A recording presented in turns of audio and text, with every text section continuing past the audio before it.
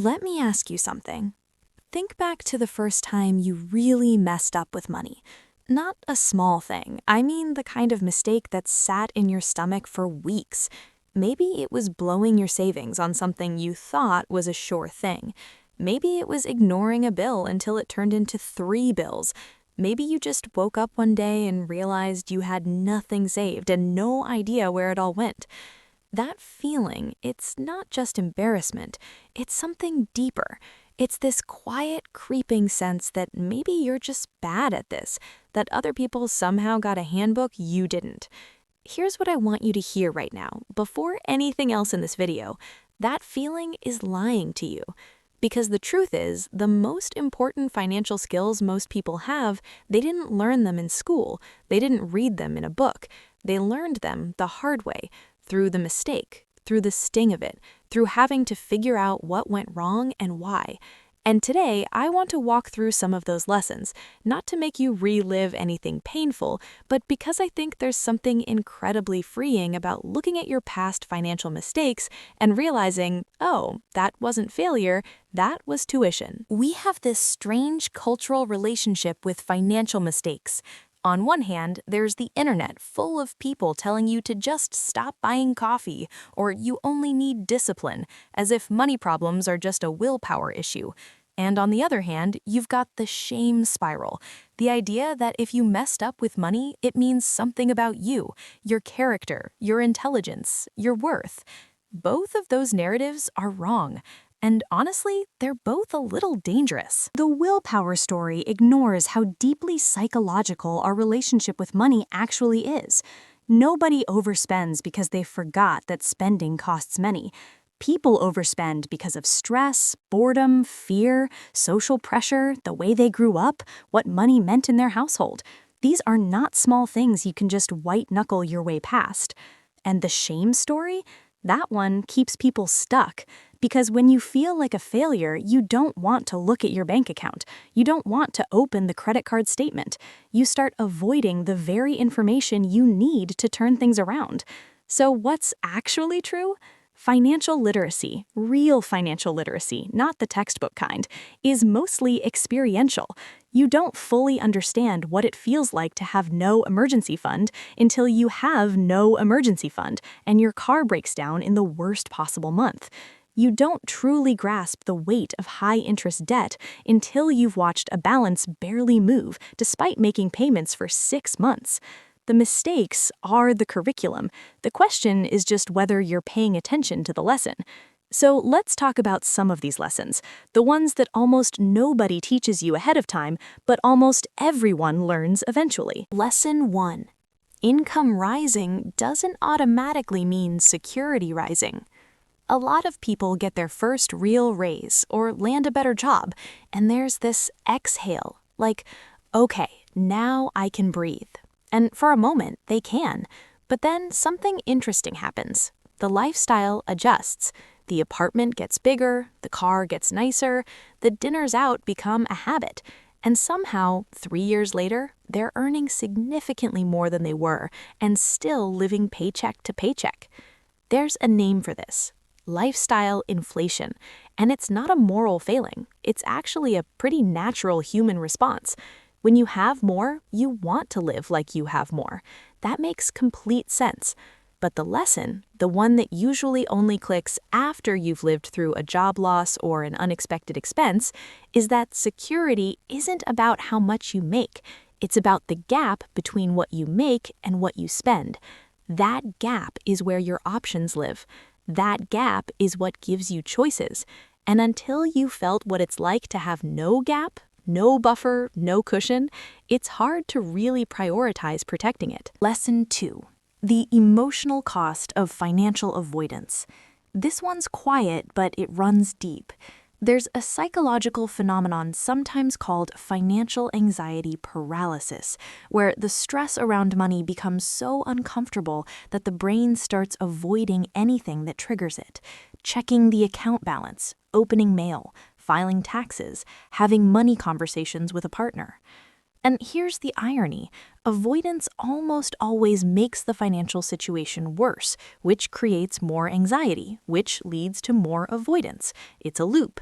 And most people only break out of it once something forces them to: an overdraft that causes real consequences, a tax issue that can't be ignored, a moment where they have to look directly at the numbers. And when they do, when they finally open everything up and face it, a lot of people say the same thing. It was less bad than I thought it was going to be. Not always, sometimes it is bad, but the dread had grown larger than the reality. And just knowing the real number, even when it's painful, usually feels better than the anxiety of not knowing. The skill you build from this isn't budgeting, it's tolerance, the ability to sit with uncomfortable financial information and not spiral. That's actually a really rare skill, and most people only develop it through necessity. Lesson 3. The true cost of convenience. This one sneaks up on you slowly. It's not one big decision, it's 100 small ones. The subscription you forgot you had, the delivery fee that seems small but happens 4 times a week, the habit of buying something new instead of fixing what you have. None of these feels significant in isolation, but money is deeply cumulative, and so is the erosion of it. The thing about convenience spending is that it's usually tied to something real. You're tired, you're stressed, you don't have time. These are legitimate feelings, but the lesson a lot of people learn after tracking their spending for the first time and genuinely being shocked is that a meaningful chunk of their money wasn't going toward things they valued. It was going toward managing discomfort. And once you see that, you can start making more intentional choices, not by eliminating all comfort that's not sustainable, but by deciding which comforts actually matter to you. Here's the mindset shift that I think ties all of these lessons together. Most of us were taught, implicitly or explicitly, that being good with money is about restriction, about saying no, about denying yourself things. And that framing makes financial improvement feel like punishment. But the people who actually build real financial stability, not the ones performing wealth online, but the ones who quietly feel secure, they tend to think about it differently. They're not thinking about what they're giving up, they're thinking about what they're building toward. There's a version of you that doesn't feel a low-level hum of financial stress whenever something unexpected happens. A version of you that could lose a job and have 3 months to figure it out without catastrophe. A version of you that isn't working just to cover last month's decisions. That version isn't some fantasy reserved for high earners. It's largely a function of decisions made consistently over time. Small decisions, boring decisions, honestly. And the reason mistakes are so valuable is that they're often what finally makes that version of the future feel real and worth working toward. Abstract goals don't motivate most people, but having felt the specific weight of financial stress and then imagining not feeling it, that's concrete. That moves people. So what do you actually do with all of this? Let me walk through a few things that are realistic, not revolutionary, just genuinely useful. Build a clarity habit. Once a week, probably on a Sunday evening or a Monday morning, open your accounts. Look at the numbers. Not to judge them, not to panic, just to know. This single habit, just staying in contact with your financial reality, dissolves more anxiety over time than any budgeting app or financial plan. Treat your emergency fund like a utility bill, not optional, not what's left over, something that gets paid first. Even if it's a small amount right now, even if it feels pointless, the behavior matters more than the dollar amount at the beginning.